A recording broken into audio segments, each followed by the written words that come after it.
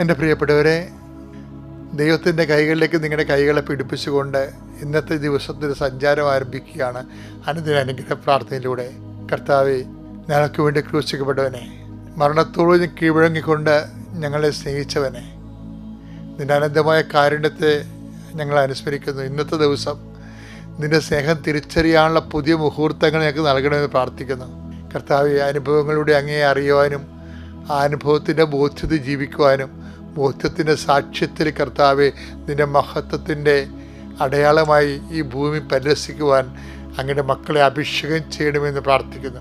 കർത്താവ്, നിന്റെ ഉന്നതമായ നാമത്തിന് സ്വസ്ഥം ചെയ്യുന്ന കർത്താവെ, കർത്താവ് നിന്റെ വിശുദ്ധ പൗരോഹിത്യത്തെ മഹത്വപ്പെടുത്തണമേ കർത്താവെ. കർത്താവ്, അനേകം മക്കൾ കണ്ണുനീരോടെ അങ്ങയുടെ തിരുസന്നിധിയിൽ നിന്നെ നാഥനും രക്ഷകനുമായി ഏറ്റുപറഞ്ഞുകൊണ്ട് പ്രാർത്ഥിക്കുകയാണ്. കർത്താവ്, മുടി കൊഴിഞ്ഞു പോകുന്നവരെ ഞാനിപ്പോൾ കാണുന്നുണ്ട്. ഇതൊന്നും ചിന്തിക്കപ്പോലും ഇല്ലായിരുന്ന സമയത്ത് ഞാനത് കാണുന്നുണ്ട് കർത്താവ്. അത് കീമോ എടുത്തവരാരും ശരി, അല്ലാതെ തന്നെ പ്രായാധിക്യത്താലും അല്ലെങ്കിൽ അകാല വാർദ്ധക്യത്താലും മുടി കൊഴിയുന്നവരുണ്ട് ഈശോയെ. അങ്ങനെയുള്ളവരെല്ലാം കുറച്ച് നാണിക്കുകയും വിഷമിക്കുകയും ചെയ്യുന്നുണ്ട്. കല്യാണം ഒത്തുവരാത്തവരുണ്ട്. അങ്ങനെ മനസ്സിന് സങ്കടമുള്ളവരുണ്ട് ഈശോ. അവരെല്ലാം നീ സ്പർശിക്കണമേ. അവരുടെ സങ്കടങ്ങൾ കർത്താവ് നീ പരിഹരിക്കണമേ പ്രാർത്ഥിക്കുന്നു. വിവാഹം ഒത്തുവരാത്ത മക്കൾ, വിവാഹത്തിന് കാലമായിട്ടും കാലം കഴിഞ്ഞിട്ടും ജീവിത പങ്കാളിയെ കിട്ടാനോ അതിനുള്ള ഒരു സാഹചര്യം ഒരുങ്ങാത്ത കുടുംബങ്ങളെ പ്രത്യേകം സംബന്ധിച്ച് പ്രാർത്ഥിക്കുന്നു. കർത്താവ്, ഭവനവും ഇല്ലാത്ത സംബന്ധിച്ച് പ്രാർത്ഥിക്കുന്നു. മക്കൾ ഇല്ലാത്ത സംബന്ധിച്ച് പ്രാർത്ഥിക്കുന്നു. മക്കൾ പഠിക്കാത്തവരുണ്ട് ഈശോയെ, ഹൈപ്പർ ആക്ടിവിറ്റി ഉള്ളവരുണ്ട് ഈശോയെ, ഒട്ടിസം ഉള്ളവരുണ്ട് ഈശോയെ, മക്കൾ കൊണ്ട് പൊറുതിമുട്ടിട്ട് ജീവിക്കാൻ പറ്റാതെ പലതരത്തിലുള്ള തിന്മകൾ അകപ്പെട്ടിരിക്കുന്ന മക്കൾ കുടുംബത്തിന് അസമാധാനം ഉണ്ടാക്കുന്നവരുണ്ട് ഈശോയെ. ഈശോ, ഇവർ ജനിക്കാതിരുന്നെങ്കിൽ, എല്ലായിടത്തും ചത്തുപോയിരുന്നെങ്കിൽ പോലും ആഗ്രഹിക്കുന്ന മനസ്സുകൊണ്ട് പ്രായിപ്പോകുന്ന രീതിയിൽ ജീവിക്കുന്ന മക്കളുണ്ട് ഈശോയെ. അവരെല്ലാം നീ തൊടണമേ. നിൻ്റെ തിരുരക്തത്തിൽ അവരെ കഴുകണമേ കർത്താവെ. അങ്ങയുടെ പീഡാനുഭവത്തിൻ്റെയും കുരിശുമരണത്തിൻ്റെയും യോഗ്യതയാൽ കർത്താവ്, കഞ്ചാവിനും മയക്കുമരുന്നിനും അടിപ്പെട്ടിരിക്കുന്ന മക്കളുടെ ആന്തരിക അവബോധ മനസ്സുകളെയും ആന്തരിക ശീലങ്ങളെ കർത്താവ് നീ കഴുകണമേ. എൻ്റെ കർത്താവിന് ഉന്നതമായ നാമത്തിൽ അമ്മ മാതാവിൻ്റെ പ്രത്യേക മാധ്യസ്ഥ എല്ലാവിധ പൈശാചിക തിന്മകളും ദുശ്ശീലങ്ങളും എൻ്റെ മക്കളുടെ ഹൃദയത്തിൽ നിന്നും ജീവിതത്തിൽ നിന്നും കർത്താവ് യേശുവിൻ്റെ നാമത്തിൽ നീങ്ങിപ്പോട്ടെന്ന് കൽപ്പിക്കുന്നു. കർത്താവ്, സമാധിയില്ലാത്ത കുടുംബങ്ങൾ, കേസിൽ അകപ്പെട്ട പോയ കുടുംബങ്ങൾ, പോസ്കോയിൽ അകപ്പെട്ടു പോയ കുടുംബങ്ങൾ, കള്ളക്കേസിൽ അകപ്പെട്ടിരിക്കുന്ന കുടുംബങ്ങളെ നീ കർത്താവ് നീ ഏറ്റെടുക്കണം പ്രാർത്ഥിക്കുന്നു. ഈശോ ജയിലിൽ നിന്ന് ഇറങ്ങിയ ഒരു കർത്താവ് സമാധാനത്തോടെ ജീവിക്കാനും ആ ജീവിതത്തിലേക്ക് പൊതുജീവിതത്തിലേക്ക് തിരിച്ചു വരുവാനും അങ്ങേക്ക് കഴിയും കർത്താവ്. അതിന് ആഗ്രഹിക്കുന്ന മക്കൾക്ക് അതുപോലെ സാഹചര്യങ്ങൾ ക്രമീകരിക്കണമെന്ന് പ്രാർത്ഥിക്കുന്നു കർത്താവ്. അവർക്കുണ്ടായിരുന്ന അപമാനങ്ങളെല്ലാം മാറ്റിക്കൊടുക്കുകയും കർത്താവ് അവർ സമാധാനത്തോടെയും വിശുദ്ധിയോടെയും ജീവിക്കാനുള്ള ഒരവസരം ഉണ്ടാക്കാൻ പരിശുദ്ധമായ ദേവമാതാവേ അങ്ങനെയുള്ള കുടുംബങ്ങളെ കുറിച്ച് പ്രാർത്ഥിക്കുന്നു. ഭാര്യ ഭർത്താക്കന്മാരെ കലഹത്തിൽ ഭിന്നതയിലിരിക്കുന്നവർ, അതുപോലെ തന്നെ ആത്മഹത്യയെക്കുറിച്ച് ചിന്തിക്കുന്നവർ കർത്താവ്, അതിനുവേണ്ടി കർത്താവ് വൈരാഗ്യ ബുദ്ധിയോട് മറ്റുള്ളവരെ പാഠം പഠിപ്പിക്കുന്നതിന് വേണ്ടി വൈരാഗ്യ ബുദ്ധിയോട് അതിനുവേണ്ടി ഒരുങ്ങുന്നവർ, അവരെല്ലാം സന്ദർശിക്കണം പ്രാർത്ഥിക്കുന്നു. എൻ്റെ കർത്താവിൻ്റെ ഉന്നതമായ നാമത്തിൽ സഭയുടെ അധികാരത്തെക്കുറിച്ച് അടയാളം ദൈവശക്തി അവസാദ രോഗങ്ങൾ, ഡിപ്രഷൻ രോഗങ്ങൾ, മനസ്സിൻ്റെ എല്ലാവിധത്തിലുള്ള മരവിപ്പ് രോഗങ്ങൾ യേശുക്രിസ്തു നാമത്തിൽ സൗഖ്യപ്പെട്ട് പ്രാർത്ഥിക്കുന്നു. ഈശോ നിന്റെ ഉന്നതമായ നാമത്തിന് സ്വസ്ഥം ചെയ്യുന്നു. കർത്താവിൻ്റെ കരുണ പഠിക്കുന്ന മക്കൾ ഇവിടെ ആവശ്യിക്കട്ടെ. വിവാഹത്തിനായി ഒരുങ്ങുന്ന മക്കൾ മേൽ ആവശ്യിക്കട്ടെ. ആശുപത്രി കിടക്കുന്ന മക്കൾ മേൽ ആവശ്യിക്കട്ടെ. രോഗികളുടെ മേൽ ആവശ്യിക്കട്ടെ. യേശുക്രിസ്തു നാമത്തിൽ മനസ്സമാധാനം അനുഭവിക്കട്ടെ. മനസ്സാധനം നഷ്ടപ്പെട്ട കുടുംബങ്ങൾ, പ്രായമായവർ, കുഞ്ഞുങ്ങൾ, മറ്റു മുതിർന്നവർ, ആർക്കെല്ലാം സമാധാനം നഷ്ടപ്പെട്ടു, അതിനുള്ള സമാധാനം നഷ്ടപ്പെട്ട സാഹചര്യങ്ങൾ നിലനിൽക്കുന്ന ഭവനങ്ങളെ കർത്താവിനെ നീ ആശീർവദിക്കണമേ. എൻ്റെ കർത്താവിൻ്റെ ഉന്നതമായ നാമത്തിൽ സഭയുടെ അധികാരത്തിൽ കുരിശടയാളത്തിൽ ദൈവശക്തിയാൽ നിങ്ങൾ ആ ഈശോനാമത്തിൽ അനുഗ്രഹിക്കപ്പെടട്ടെ. സർവശക്തനായ പിതാവും ആകാശത്തിൻ്റെയും ഭൂമിയുടെയും സൃഷ്ടാവുമായ ദൈവത്തിൽ ഞാൻ വിശ്വസിക്കുന്നു. അവിടുത്തെ ഏകപുത്രനും ഞങ്ങളുടെ കർത്താവുമായ ഈശോമിശിഹായിലും ഞാൻ വിശ്വസിക്കുന്നു. ഈ പുത്രൻ പരിശുദ്ധാത്മാവിനാൽ ഗർഭസ്ഥനായി കന്യകാമറിയത്തിൽ നിന്ന് പിറന്ന് പൊന്തിയോസ് പീലാത്തോസിന്റെ കാലത്ത് പീഡകൾ സഹിച്ച് കുരിശിൽ തറയ്ക്കപ്പെട്ട് മരിച്ച് അടക്കപ്പെട്ട് പാതാളങ്ങളിൽ ഇറങ്ങി മരിച്ചവരുടെ ഇടയിൽ നിന്ന് മൂന്നാം നാൾ ഉയർത്ത് സ്വർഗത്തിലേക്ക് എഴുന്നള്ളി സർവശക്തിയുള്ള പിതാവായ ദൈവത്തിന്റെ വലതുഭാഗത്തിരിക്കുന്നു. അവിടെ നിന്ന് ജീവിക്കുന്നവരെയും മരിച്ചവരെയും വിധിക്കുവാൻ വരുമെന്നും ഞാൻ വിശ്വസിക്കുന്നു. പരിശുദ്ധാത്മാവിലും ഞാൻ വിശ്വസിക്കുന്നു. വിശുദ്ധ കത്തോലിക്കാ സഭയിലും പുണ്യവാന്മാരുടെ ഐക്യത്തിലും പാപങ്ങളുടെ മോചനത്തിലും ശരീരത്തിന്റെ ഉയർപ്പിലും നിത്യമായ ജീവിതത്തിലും ഞാൻ വിശ്വസിക്കുന്നു. ആമേൻ. സ്വർഗ്ഗസ്ഥനായ ഞങ്ങളുടെ പിതാവേ, അങ്ങയുടെ നാമം പൂജിതമാകണമേ. അങ്ങയുടെ രാജ്യം വരണമേ. അങ്ങയുടെ തിരുമനസ് സ്വർഗത്തിലെ പോലെ ഭൂമിയിലുമാകണമേ. അന്നു വേണ്ടുന്ന ആഹാരം ഇന്ന് ഞങ്ങൾക്ക് തരണമേ. ഞങ്ങളോട് തെറ്റ് ചെയ്യുന്നവരോട് ഞങ്ങൾ ക്ഷമിക്കുന്നത് പോലെ ഞങ്ങളുടെ തെറ്റുകൾ ഞങ്ങളോടും ക്ഷമിക്കണമേ. ഞങ്ങളെ പ്രലോഭനത്തിൽ ഉൾപ്പെടുത്തരുതേ, തിന്മയിൽ ഞങ്ങൾ രക്ഷിക്കണമേ. ആമേൻ. നന്മ തെളിഞ്ഞു മറിയമേ, സ്വസ്തി. കർത്താവ് അങ്ങയുടെ കൂടെ സ്ത്രീകളിൽ അങ്ങ് അനുഗ്രഹിക്കപ്പെട്ടവളാകുന്നു. അങ്ങയുടെ ഉദരത്തിൻ ഫലമായി ഈശോ അനുഗ്രഹിക്കപ്പെട്ടവനാകുന്നു. പരിശുദ്ധ മറിയമേ, തമ്പുരാന്റെ അമ്മേ, പാപികളായ ഞങ്ങൾക്ക് വേണ്ടി ഇപ്പോഴും ഞങ്ങളുടെ മരണസമയത്തും തമ്പുരാനോട് അപേക്ഷിക്കണമേ. ആമേൻ. കുർബാന കയറിയപ്പോൾ കർത്താവ് പറഞ്ഞ് സുവിശേഷത്തിൻ്റെ സുവിശേഷം ഉണ്ടെന്ന് പറഞ്ഞ്. അപ്പോഴും ഞാൻ ആദ്യം കേൾക്കുകയാണ്, ഇത് സുവിശേഷത്തിൻ്റെ സുവിശേഷം. ഈ ദൈവത്തിൻ്റെ കൂടെ ജീവിക്കാൻ നല്ല രസമാണേ.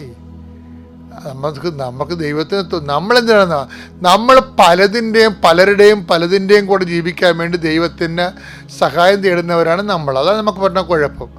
അങ്ങനെയൊന്നുമല്ല, നമ്മൾ ദൈവത്തിൻ്റെ കൂടെ ജീവിക്കുക എന്ന് പറഞ്ഞു കഴിഞ്ഞാൽ ദൈവത്തിന് വേണ്ടി ജീവിക്കുക, ദൈവത്തെ ഓർത്ത് ജീവിക്കുക, ദൈവത്തിൻ്റെ മഹത്വത്തിന് വേണ്ടി ജീവിക്കുക, ദൈവത്തിന് തോന്നുന്നത് നമ്മളുടെ ദൈവത്തിന് വേണ്ടിയാണ് ജീവിക്കണമെന്ന്. അങ്ങനെ തോന്നിയാൽ ദൈവം നമ്മളെ സീരിയസ് ആയിട്ട് എടുക്കും. അപ്പോൾ ഇന്ന് എന്നോട് പറഞ്ഞത് എന്താ അറിയാമോ? സുവിശേഷത്തിൻ്റെ സുവിശേഷം ഉണ്ടെന്ന് പറഞ്ഞു. അപ്പോൾ എനിക്കങ്ങനെ എന്താണ് ഈശോ പറയാൻ പോണതിനെക്കുറിച്ച് ഒരു ഐഡിയ ഇല്ല. സുവിശേഷം വി നോ ഇറ്റ്. പിന്നെ സുവിശേഷം എന്നിട്ട് ഈശോ പറഞ്ഞത് ലുക്ക 10:30 വായിച്ചേ.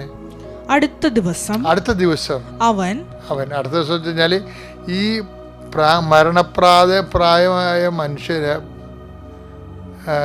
മരണാസനായ മനുഷ്യനെ, മുറിവേറ്റ മനുഷ്യനെ, കള്ളമട കൈയാക്കപ്പെട്ട മനുഷ്യനെ എണ്ണയും പിഞ്ഞയും വെച്ച് കെട്ടിയിട്ട് ഇവരെ കൊണ്ട് സത്തത്തിലാക്കത്തില്ലേ. എന്നിട്ട് അവിടെ കിടന്ന് ഉറങ്ങി അയാളെ സത്തത്തുകാരന് ഇതിൻ്റെ പരിചരണം ഏൽപ്പിക്കുകയും ചെയ്യും. ഇതിൽ അയാൾ തിരിച്ച് രാവിലെ എഴുന്നേറ്റ് അയാളുടെ ബിസിനസ്സിന് പോകാൻ നേരത്ത് അയാൾ പറയുന്നത് വാക്കാണ് ഈ സുവിശേഷത്തിൻ്റെ സുവിശേഷം എന്ന് പറഞ്ഞത്. എന്താണത്?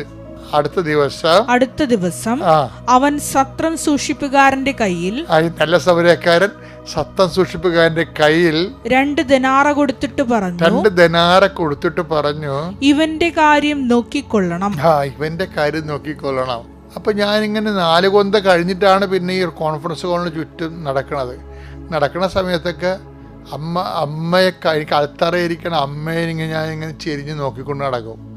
അപ്പോൾ എൻ്റെ മനസ്സിൽ തന്നാണ് ഇവൻ്റെ കാര്യം നോക്കിക്കൊള്ളണം. സുവിശേഷത്തിൽ ഏറ്റവും വലിയ വാക്കാണ്. എന്നുവെച്ചാൽ നമ്മളോട് ദൈവം പറഞ്ഞ എന്താണ്? നമ്മുടെ കയ്യിൽ വന്ന ഒരാൾ അവൻ്റെ കാര്യം നോക്കിക്കൊള്ളണമെന്ന്. അപ്പോൾ ഓരോരുത്തരും ഇപ്പോൾ ഓരോ ദിവസവും ഓരോ ആൾക്കാർ ഓരോ കാര്യമൊക്കെ പറഞ്ഞിട്ട് വരത്തില്ലേ. ഇപ്പം എന്തെങ്കിലും ഒരു പോംവഴി കാണിക്കാതെ നമ്മളവരെ വിടത്തില്ല. പിന്നെന്താ പറയണത്? ഇങ്ങനെ നോക്കുമ്പോൾ എന്താ കുഴപ്പം? എന്താ? കൂടുതലായി എന്തെങ്കിലും ചെലവാകുന്നെങ്കിൽ ഞാൻ തിരിച്ചു വരുമ്പോൾ തന്നുകൊള്ളാം. അതായത് മനുഷ്യന്മാർക്ക് എല്ലാവർക്കും ഒരുപോലെ ദൈവസ്നേഹം അബ്സോർബ് ചെയ്യാൻ പറ്റത്തില്ല. അപ്പോൾ ദൈവസ്നേഹം കുറച്ച് മാത്രം അബ്സോർബ് ചെയ്യുന്നവരുണ്ട്. അവർ ചിലപ്പോൾ നമ്മൾ അവരെ സഹായിക്കും, പക്ഷെ തിരിച്ച് അവർ സഹായിക്കണം ഒരു നിർബന്ധവും. ഒരു മനുഷ്യനെ ദൈവത്തിൻ്റെ നാമത്തിൽ ഇവൻ്റെ കാര്യം നോക്കാൻ എടുത്തു കഴിഞ്ഞാൽ നമുക്ക് നഷ്ടമായിരിക്കും ഉണ്ടാകുന്നത്. അപ്പോൾ ഇത് തന്നെ ഈശോയ്ക്ക് ഉണ്ടായത്. ഈശോ അപ്പായോട് പലപ്പോഴും പറഞ്ഞു, അപ്പാ കുരിശുമരണം വേണ, അപ്പാ കുരിശുമരണം വേണ. ഞാനിതിൻ്റെ ഇഞ്ചിഞ്ചായിട്ടല്ലേ ഞാൻ അപമാനിക്കപ്പെടുകയും സഹിക്കപ്പെടുകയും ചെയ്യണത്. എൻ്റെ ഈ 33-ാമത്തെ വയസ്സിൽ ഐക്കണ്ട് ഇമാജിൻ എന്നൊക്കെ പറയും. ചോര വരെ വിയർത്ത് ഗെത്സേമനിയിൽ. ഞാൻ പണ്ടൊരു കവിത വായിച്ചിട്ടുണ്ട്. അഗസ്റ്റിൻ ഐസക് എന്ന് പറഞ്ഞൊരു ഫാദർ ഉണ്ടായിരുന്നു. അദ്ദേഹത്തിന് ജീസസ് ദ റിബൽ എന്ന് പറഞ്ഞൊരു പുസ്തകം ഞാൻ വായിച്ചിട്ടുണ്ട്. അതിൻ്റെ അകത്ത് വായിച്ചിരിക്കുന്നത്, O father of mad love, you have loved men more than your son. അതായത് ഗെത്സേമനിൽ ഈശോ പ്രാർത്ഥിക്കണേ അപ്പായോട് വഴക്കിടും. O father of mad love, ഭ്രാന്തമായി മനുഷ്യനെ സ്നേഹിക്കുന്ന അപ്പ, you have loved your son more, you loved man more than your son. നിൻ്റെ മകനേക്കാൾ കൂടുതൽ നീ മനുഷ്യരെ സ്നേഹിച്ചില്ലേ എന്ന്. അതിൻ്റെ പേരിലാണല്ലോ ഇവൻ ക്രൂശിക്കപ്പെടേണ്ടി വരണത്. അപ്പോൾ അതൊക്കെ ഓർത്തിട്ട് ഈശോ ആ പിതാവുമായിട്ട് ചില സമയത്ത് ഭയങ്കര ഹോട്ട് ആൻഡ് ഹീറ്റ് ഡയലോഗ് വരും. പക്ഷെ ഒടുവിൽ അപ്പ പറയും, സാരമില്ല, കൂടുതൽ ചിലവാകും. അപ്പ പറയും, ജീസസ് ഇറ്റ്സ് ഓക്കെ, കൂടുതൽ ചിലവാകും, അത് നീ തിരിച്ചു വരുത്തല്ലേ, ഇതെല്ലാം കഴിഞ്ഞ് അപ്പം ഞാൻ തന്നെ തന്നോളാം. അപ്പ ഇങ്ങനെ പറയുമ്പോഴാണ് ആളെ ബലം പ്രാപിക്കുന്നത്. ആളെ ഉപരി തൻ്റെ മഹത്വം അതിൽ പറയും, എൻ്റെ പിതാവിൻ്റെ മഹത്വത്തിലെ വാനം മേഘങ്ങളുടെ കൂടെ എഴുന്നള്ളി വരുമ്പോൾ എന്നൊക്കെ പറയുന്നത് എന്താണ്? അപ്പ പറഞ്ഞാണ് തിരികെ വരുമ്പോൾ പിന്നെ തിരിച്ച് പോണത് വന്ന പോലെ ആയിരിക്കത്തില്ല, വാനമേഘങ്ങൾ നീ മഹത്വത്തോടെ ആയിരിക്കും പോണത്. എന്തെങ്കിലും കൂടുതൽ ചിലവാകേണ്ടി കുരിശിൽ, നിൻ്റെ കുരിശിൻ്റെ ബലികളിൽ എന്തെങ്കിലും കൂടുതൽ ചിലവാകേണ്ടി വരുന്നെങ്കിൽ ഐ വിൽ റീഫണ്ട് ഇറ്റ് എന്ന് അപ്പ പറയും. അപ്പ പറഞ്ഞിട്ടാണ് ഈശോ പറയണത്. അപ്പ പറഞ്ഞതുപോലെ ഞാൻ നിങ്ങളോട് പറയുകയാണ്, എന്തെങ്കിലും സഹോദരനെ സന്ധിക്കുന്നതിൽ ചിലപ്പോൾ ചിലവാകേണ്ടി വരും, അപ്പോൾ ഐ വിൽ റീഫണ്ട് ഇറ്റ്. ഇവിടെ നമ്മുടെ കുടുംബജീവിതത്തിലും ഇങ്ങനെ തന്നെയാണ്. നമ്മൾ ജീവിത പങ്കാളിയെ സ്നേഹിക്കുമ്പോൾ ചിലപ്പോൾ കൂടുതൽ ചിലവാകും. ഞാൻ മട്ടുത്തെന്നൊക്കെ പറഞ്ഞില്ലേ, അതിനെന്താ കൂടുതൽ ചിലവായിട്ട് അങ്ങനെ പറയണേ? ഇവിടുന്ന് എവിടെയെങ്കിലും പോയാൽ മതിയായിരുന്നു, മനുഷ്യൻ ചത്താൽ മതിയാന്നൊക്കെ പറയല്ലേ.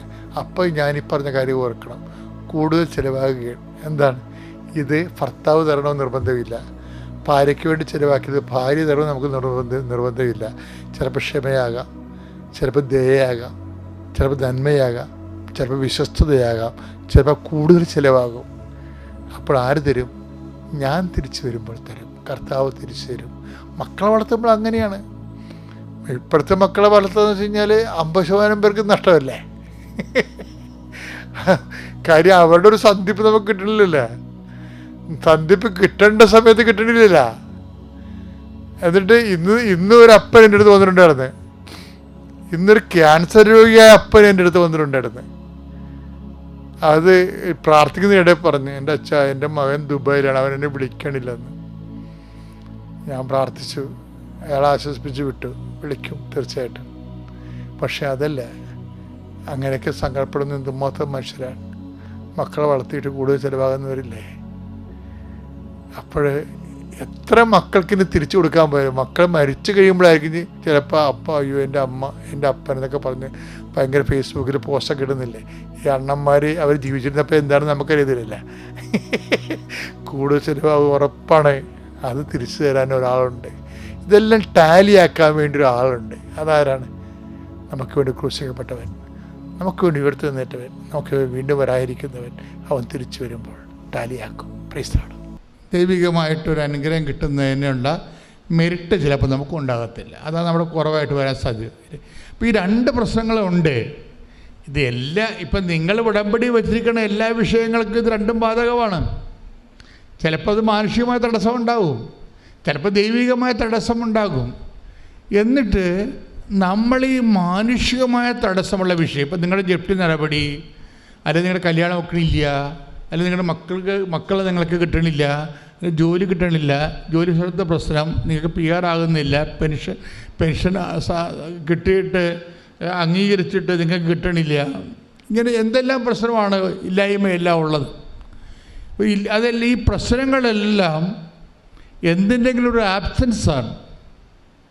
പ്രശ്നങ്ങളെല്ലാം എന്തിൻ്റെ ആബ്സെൻസ് ആകും? പ്രശ്നങ്ങളെല്ലാം നമുക്കുണ്ടാകുന്ന പ്രശ്നങ്ങൾ, ജപ്തി ആയാലും എന്ത് സംഭവമായാലും എല്ലാ പ്രശ്നങ്ങളും എന്തിൻ്റെങ്കിലും ഒരു ആബ്സെൻസാണ്, എന്തെങ്കിലും ഒരു പോരായ്മയാണ്. ഇപ്പോൾ രോഗമാണെന്ന് ആരോഗ്യത്തിൻ്റെ പോരായ്മ, ഇല്ലായ്മയാണല്ലോ. ഇതിനെ എല്ലാത്തിനും ഇങ്ങനെ പ്രശ്നങ്ങളെല്ലാം ഇല്ലായ്മ എന്നുള്ള രീതിയിലാണ് ബൈബിൾ അപ്രോച്ച് ചെയ്യണത്. ദാറ്റ് മീൻസ് ബൈബിൾ ഇല്ല എന്ന് പറഞ്ഞാൽ എൻ്റെ അർത്ഥം മെരിറ്റ് ഇല്ലെന്ന് എൻ്റെ അർത്ഥം. ബൈബിളിൻ്റെ രീതിയാണല്ലോ പറയേണ്ടത്. ഒരു ഇല്ലായ്മ. ഇപ്പോൾ അമ്മ എന്താ പറയണത്? അവർക്ക് വീഞ്ഞ് ഇല്ല. അവിടെ പ്രശ്നത്തെ മുഴുവന് അഭിമാന പ്രശ്നം ഉണ്ടായതിൻ്റെ അകത്ത് നാണം കെട്ടി അവിടെ നിന്ന് പിരിയത്തുള്ള ആ വിഷയം. പക്ഷെ അവർക്ക് ആ നാണം കെട്ടി പിരിയാൻ സാധ്യതയുള്ള വിഷയമാണത്. അപമാന പ്രശ്നമുണ്ടതിൻ്റെ അകത്ത്. നമ്മുടെ എല്ലാ വിജയമയുടെ മുമ്പിൽ നമ്മൾ ടെൻഷൻ അടിക്കണ എന്താ കാര്യം? നമ്മൾ ടെൻഷൻ അടിക്കാൻ കാര്യം അതൊരു അപമാനമായിട്ട് മാറുമോ ഇല്ലയെന്ന് നമുക്ക് ബുദ്ധിമുട്ടുള്ളത് കൊണ്ടാണ് നമ്മളത് വിഷയമാക്കുന്നത്. ഇങ്ങനെയുള്ള എല്ലാ വിഷയവും മൂടി വെച്ചുകൊണ്ട് അതിനെ അഡ്രസ്സ് ചെയ്യണത് സിംഗിൾ വാക്കിലാണ്. They have no wine. അവർക്ക് വീഞ്ഞ് ഇല്ല. അതിൻ്റെ ഉത്തരം വളരെ വ്യക്തമാണ്. അതിന് 2 ഇമ്പഡിമെൻറ്റ്സ് ഉണ്ട്, 2 തടസ്സങ്ങളുണ്ട്. ഒന്ന്, മാനുഷികമായി അത് വലിയ കാര്യം അല്ല. അതാണ് എനിക്ക് നിനക്ക് എന്ത്, അവർക്ക് പർച്ചേസ് ചെയ്യാവുന്ന വിഷയമേ ഉള്ളൂ. അല്ലെങ്കിൽ അവർക്ക് ലെൻറ്റിന് അവർക്ക് ഹയർ ചെയ്യാം, അത്രേ ഉള്ളൂ. അതിൻ്റെ നമ്മളതിൻ്റെ അകത്ത് ഇൻവോൾവ് ചെയ്യേണ്ട കാര്യമില്ല. It is none of our business എന്ന രീതിയിലാണ് അതിൻ്റെ ഫസ്റ്റ് ആൻസർ വരണത്. സെക്കൻഡ് ആൻസർ എന്താ വരണത്? സെക്കൻഡ് ആൻസർ വരണത് എൻ്റെ സമയം ഇനി സമാഗതമായി ദൈവികമായ തടസ്സങ്ങളായിട്ട് വേണം. ദൈവികമായി നീ അത് നിനക്ക് സ്വീകരിക്കാനുള്ള സമയമായിട്ടില്ല. ഈ അനുഗ്രഹം ഭൗതികമാണ്, പക്ഷേ ദൈവികമായിട്ട് നിനക്കത് സ്വീകരിക്കാനുള്ള സമയമായിട്ടില്ല. അപ്പോൾ ഇങ്ങനെ 2 ഇമ്പഡിമെൻറ്റ്സ് വന്ന സ്വാഭാവികമായിട്ട് എന്താ പറയേണ്ടത്? ആ ഒരു പ്രെയറിനോട് ഗുഡ് ബൈ പറഞ്ഞ് ബുദ്ധിയും ബോധമുള്ളവർ പോകും. പക്ഷേ എന്തുകൊണ്ട് മറിയം എന്താ ചെയ്യണത്? മറിയം അതിനെ വെയിറ്റ് ചെയ്യാൻ, എന്നിട്ട് മറിയം അതിനെ പരിശുദ്ധാത്മാവിൻ്റെ നിറവിൽ ഒരു പുതിയ പോംവഴി കണ്ടുപിടിക്കുകയാണ്. എന്താണ് അത്? കവനൻ്റൽ ഫോർമുലയാണ് അവിടെ ഉപയോഗിക്കുന്നത്. നമുക്കിത് ഇപ്പോൾ ഈ കാലങ്ങളിലല്ലേ മനസ്സിലായത്. നമ്മൾ വെള്ളം കോരാൻ പറഞ്ഞപ്പോൾ വെള്ളം കോരി, വിറക് കൊട്ടാൻ പറഞ്ഞാൽ വിറക് കെട്ടി, എന്തൊക്കെ പറഞ്ഞാലും നമ്മൾ വായിച്ചുകൊണ്ടും പ്രസംഗിച്ചുകൊണ്ടും പോയത്. ഇപ്പോഴല്ലേ നമ്മൾ മനസ്സിലാക്കണത് ഈ നടക്കാത്ത കാര്യം നടക്കാൻ കവനൻ്റ് ഫോർമുലയാണ് ഉപയോഗിക്കേണ്ടതെന്ന് മനസ്സിലായി. ഇത് പുതിയത് മറിയത്തിൻ്റെ ഫോർമുല അല്ല. ഏജ് ഓൾഡായിട്ട് ബൈബിള് ദൈവത്തിനെ മനുഷ്യൻ്റെ ജീവിതത്തിലേക്ക് ഇറക്കിക്കൊണ്ട് വരുന്നതിന് വേണ്ടി ഉപയോഗിക്കുന്നതാണ് ബൈലാറ്ററൽ എഗ്രിമെൻ്റ് മെത്തേഡ്. ഈ ബൈലാറ്ററൽ എഗ്രിമെൻ്റ് മെത്തേഡിലൂടെ എന്താണ് ശരിക്കും പറയുന്നത്? ഇത് ആക്ടിവേറ്റ് ചെയ്യണമെങ്കിൽ എന്ത് വേണം? You must have A certain amount of level of love. നമുക്കറിയാം. അതാണ് ഞാൻ പറഞ്ഞത്, നിങ്ങളുടെ സൽപ്രവൃത്തികൾ ഇനി ഫുൾ കണ്ടു. അതാർക്കും ചെയ്യാം. സൽപ്രവൃത്തികൾ ചെയ്യണമെന്നുണ്ടെങ്കിൽ നമ്മൾക്ക് എപ്പോഴും വരേണ്ട ഒരു വിഷയം, നമ്മൾ ഗുഡ് വർക്ക്സ് എന്നാണ് പറയണത് സൽപ്രവൃത്തിയെ.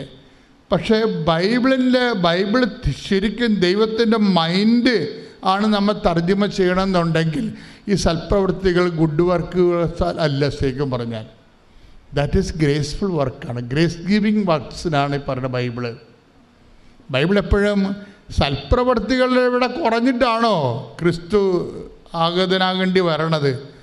ക്രിസ്തുവിന് മുമ്പ് എത്രയോ സൽപ്രവൃത്തികൾ ചെയ്ത മനുഷ്യർ ഈ ഭൂമിയിലുണ്ട്. സോക്രട്ടീസൊക്കെ നല്ല മനുഷ്യരല്ലായിരുന്നോ? എന്താ അവർക്ക് കുഴപ്പം? പക്ഷെ അവിടുത്തെ പ്രോബ്ലം ബൈബിൾ അങ്ങനെ ഒരു സൽപ്രവൃത്തികൾ വർദ്ധിപ്പിക്കാൻ വേണ്ടിയല്ലോ ഈ ഭൂമിയിൽ ക്രിസ്തു ആഗതനായത്. പിന്നെ എന്താണ്? കൃപാവര പ്രവർത്തനങ്ങളാണ്. ഈ സൽപ്രവൃത്തിയും കൃപാവര പ്രവൃത്തിയും തമ്മിൽ ഇപ്പം ഒത്തിരി വ്യത്യാസമുണ്ട്. നിങ്ങൾ ഉടമ്പടിയിൽ നിങ്ങൾ ചെയ്യേണ്ടത് ഗ്രേസ് ഗീവിങ് വർക്ക്സാണ് ചെയ്യേണ്ടത്. കൃപാവര പ്രവർത്തനങ്ങൾ, കൃപ നമുക്ക് ലഭിക്കാൻ ആവശ്യമായ വർത്തനങ്ങൾ, അതെന്താ ചെയ്യണം? കൃപ വർദ്ധിപ്പിക്കണമെങ്കിൽ എന്ത് ചെയ്യണം? കൃപ എല്ലാം യേശുക്രിസ്തുവിൻ്റെ നെയിമിൻ്റെ അണ്ടറിലാണ് കൃപയെല്ലാം വരണത്. കൃപയെന്ന് പറഞ്ഞാൽ എന്താണ്? അതുകൊണ്ടാണ് ബൈബിൾ പറയണത് യോഹന്നാൻ 1:17 എന്തുകൊണ്ടെന്നാൽ നിയമം മോശ വഴി നൽകപ്പെട്ടു, കൃപയും സത്യവുമാകട്ടെ യേശുക്രിസ്തു വഴി ഉണ്ടായി. ഇതിനകത്ത് ഒരു പ്രശ്നങ്ങൾ വരണമെന്ന് വെച്ച് കഴിഞ്ഞാൽ ഈ ഡിഗ്രീസ് ഓഫ് പെർഫെക്ഷനിൽ മോശയുടെ വചനവും ജീസസിൻ്റെ വചനവും തമ്മിലുള്ള ഒരു വ്യത്യാസം അതാണ്. മോസസിൻ്റെ വചനത്തിന് സാങ്കേതികമായ ദൈവത്തിൻ്റെ മനസ്സനുസരിച്ചുള്ള നിയമപരമായിട്ടുള്ള കാഴ്ചപ്പാടുകളാണ് കൈകാര്യം ചെയ്യണത്. കർത്താവിൻ്റെ വചനത്തിൽ അതല്ല. എന്താണ്? കൃപയും സത്യവുമാണ്. കൃപയും സത്യവും ആര് വഴി ഉണ്ടായി? ക്രിസ്തു വഴി ഉണ്ടായി. അപ്പോൾ അതെങ്ങനെയാണ് ഉണ്ടായതെന്ന് നമ്മൾ അറിയണം. ക്രിസ്തു വഴി ഉണ്ടായത്. ഉടമ്പടി ടാർഗറ്റ് ചെയ്യണത് സൽപ്രവൃത്തികളല്ല. നിങ്ങൾ കുറേ ആൾക്കാർ ചെയ്യണത് വെറും സൽപ്രവൃത്തികളാണ്. വെറും സൽപ്രവൃത്തികളെന്ന് വെച്ച് കഴിഞ്ഞാൽ ഇവിടുന്ന് കുറേ കാര്യങ്ങൾ പറഞ്ഞിട്ടുണ്ട്, അതനുസരിച്ച് കൊണ്ട് രോഗികളെ കാണുന്നു. കഴിഞ്ഞ ദിവസം ഞാൻ ഒരു സാക്ഷ്യം പറഞ്ഞത്, ഞാൻ ഓൾഡ് ഏജിൽ ഹോമിൽ പോയി ഒരു ദിവസം മുഴുവൻ നിന്ന് അവിടുത്തെ ഉടുപ്പെല്ലാം അലക്കി കൊടുത്തെന്നാണ്. പിന്നെ വേറൊരു ചേച്ചി സാക്ഷ്യം പറഞ്ഞത്, ഞാൻ ഓൾഡ് ഏജ് ഹോമിൽ പോയി നഖം വെട്ടി കൊടുത്തെന്ന് പറഞ്ഞു. It's okay, you are doing all this kind of things. ഇതെല്ലാം നല്ല സന്തോഷത്തിൽ ചെയ്യുന്നുണ്ട്, സന്തോഷമുണ്ട്, നന്ദിയുണ്ട്. പക്ഷേ ഇതെല്ലാം സൽപ്രവൃത്തികളാണ്. ഈ സൽപ്രവൃത്തികളിൽ നിന്ന് നമുക്ക് കൃപ ഡ്രോൺ ചെയ്യണമെന്നുണ്ടെങ്കിൽ നിങ്ങൾക്ക് വേറെ ഒരു കാര്യം കൂടി വേണം. എന്താ വേണ്ടത്? കൃപ. സൽപ്രവൃത്തികളിത് ഈ നിങ്ങൾ ചെയ്ത കാര്യങ്ങളെ ക്രിസ്തുവിനെ മാറ്റി നിർത്തിയും ചെയ്യാൻ പറ്റും. ലോകത്ത് എന്തുമാത്രം ആൾക്കാർ ചെയ്യുന്നുണ്ട് ഇല്ലേ? റോട്ടറി ക്ലബ്ബുകാരെ കണ്ണ് വരെ വെച്ച് കൊടുക്കുന്നുണ്ട് ഇല്ലേ? അപ്പം അങ്ങനെ എന്തോ ക്ലബ്ബുകാർ ചെയ്യുന്നുണ്ട്. നാട്ടിൽ എന്തുമാത്രയും അയൽക്കൂട്ടങ്ങളും അതുപോലെ തന്നെ പല പലതരമുള്ള പാർട്ടി സംഘങ്ങളും ഒക്കെ പല കാര്യങ്ങളും മനുഷ്യർക്ക് വേണ്ടി ചെയ്യുന്നുണ്ട്. ഇതെല്ലാം സൽപ്രവൃത്തികളാണ്. പക്ഷേ ഒരു ക്രൈസ്റ്റ് സെൻട്രിക് ആയിട്ടുള്ള ഒരു ആധ്യാത്മികത ചര്യം അനുവർത്തിക്കുന്നവരെ കേവലം സൽപ്രവൃത്തികളല്ല നമ്മൾ ലക്ഷ്യം വെക്കുന്നത്, കൃപാവര പ്രവൃത്തികളാണ്. എന്താ കാര്യം? കൃപയും സത്യവും അവൻ വഴി ഉണ്ടായി. അപ്പം കൃപാവര സത്യങ്ങൾ, കൃപാവര പ്രവൃത്തികൾ ചെയ്യാൻ, ഇപ്പം സൽപ്രവൃത്തികളും കൃപാവര പ്രവൃത്തികളും നമ്മൾ വ്യത്യാസം എന്താ? സൽപ്രവൃത്തികൾ മനുഷ്യൻ്റെ പേരിലാണ് ചെയ്യണത്. ചിലർ നല്ല പേരെടുക്കാൻ ചെയ്യും, ചിലർ കൂടുതൽ വോട്ട് കിട്ടാൻ വേണ്ടി ചെയ്യും, ചിലത് ജനകീയ അടിത്തറ ഉണ്ടാക്കാൻ വേണ്ടി ചെയ്യും, ചിലത് അവരുടെ കള്ളത്തരങ്ങളെ പുറത്തറിയാൻ അവിടെ ഒരു പുതിയൊരു ഫേസ് കാണിക്കാൻ വേണ്ടി സമൂഹത്തിന് വേറൊരു സംഭവം. അങ്ങനെ ഓരോരോ ലക്ഷ്യങ്ങളാണ് ഈ സൽപ്രവൃത്തികൾക്കുള്ളത്. പക്ഷെ കൃപാവര പ്രവൃത്തി അതല്ല. കൃപാവര പ്രവൃത്തി എന്ന് പറയണത് ക്രിസ്തുവിൻ്റെ നാമത്തിൽ ക്രിസ്തുവിന് വേണ്ടി മാത്രം മഹത്വം കൊടുത്തുകൊണ്ട് ചെയ്യണതാണ്. ക്രിസ്തുവിൻ്റെ നാമത്തിൽ ചെയ്യണം.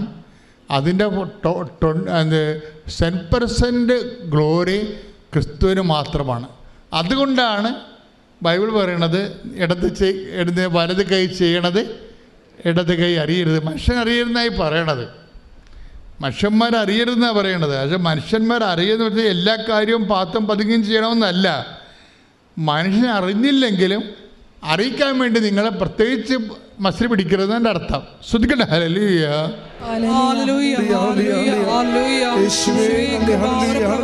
ചെയ്ത് നിന്റെ മഹത്വത്തിൽ പങ്കുകാരാകുവാൻ ഈ ആരാധനയിലൂടെ ഞങ്ങളെ അഭിഷേകം ചെയ്യണമേ.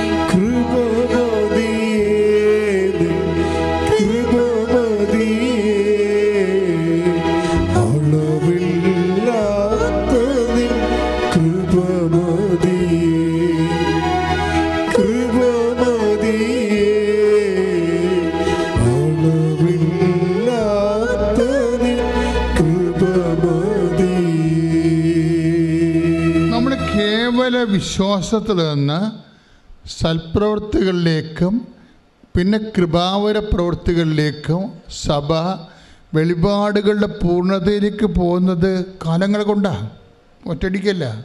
ആദ്യകാലങ്ങളിൽ സഭയ്ക്ക് തോന്നിയത് കേവല വിശ്വാസം മാത്രം മതി എന്നാണ് തോന്നിയത്. ക്രിസ്തുവിലുള്ള കേവല വിശ്വാസം മാത്രം മതി. ഒരു മനുഷ്യന് അവന് റൈച്ചസ് ആകാൻ പറ്റും, നീതീകരിക്കപ്പെടാൻ പറ്റും. ഇപ്പം റോമ 3:28 എടുത്ത് ശ്രുതിക്കട്ടെ. Hallelujah, hallelujah, hallelujah, hallelujah, hallelujah. യേശുവേ നന്ദി, യേശുവേ സ്തുതി. ഹല്ലേലൂയ. റോമ 3:28 എന്തെന്നാൽ നിയമാനുഷ്ഠാനം കൂടാതെ തന്നെ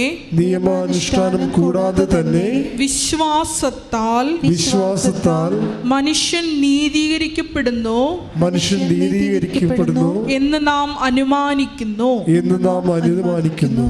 അപ്പൊ ആദ്യകാലങ്ങളിലുള്ള കൺസെപ്റ്റ് വിശ്വാസം, ക്രിസ്തുവിലുള്ള ക്രിസ്തു എനിക്ക് വേണ്ടി പീഡ അനുഭവിച്ചു, എൻ്റെ പാപത്തിന് പരിഹാരം ചെയ്തു ക്രിസ്തു.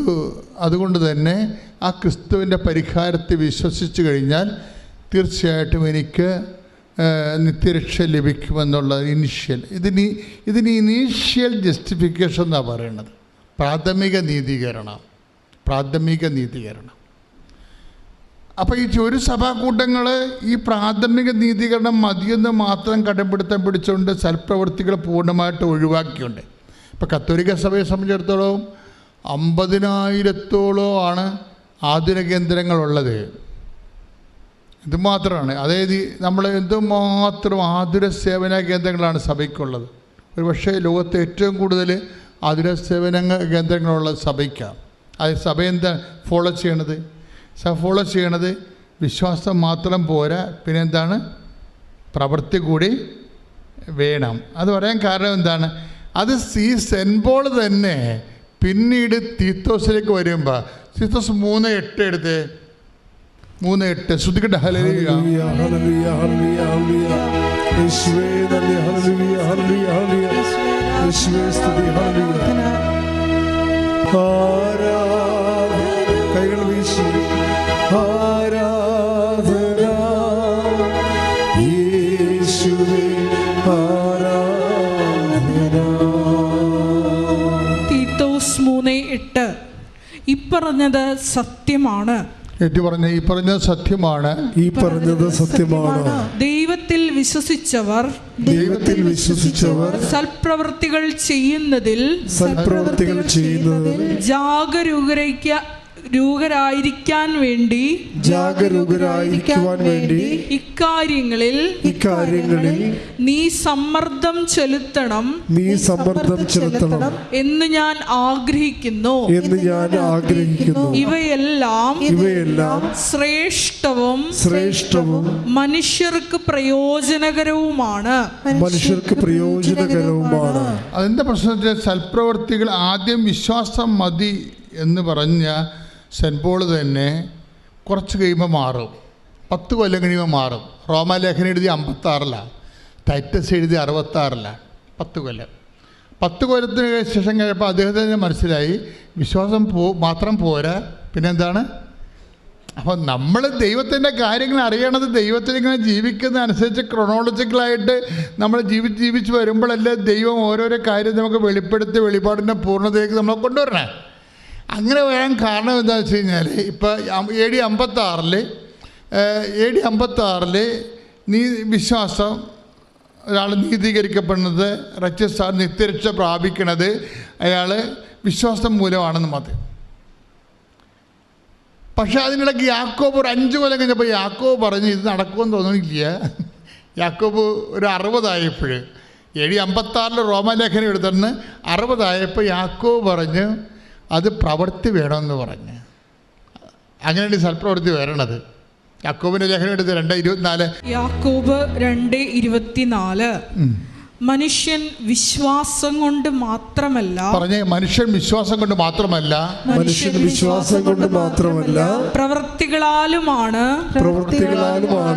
നീതീകരിക്കപ്പെടുന്നതെന്ന് നിങ്ങൾ അറിയുന്നു.